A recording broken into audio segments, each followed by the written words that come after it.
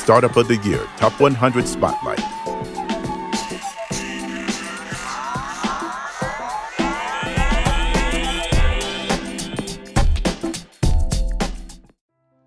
Hi, my name is Madison Campbell, and I am a sexual assault survivor. I chose not to report.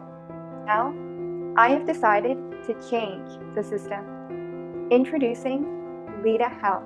Leda Health is developing the first ever at-home sexual assault evidence collection kit for those individuals who choose not to use traditional methods of reporting, allowing our state-of-the-art technology to collect, store, and secure important biological evidence within moments of the assault.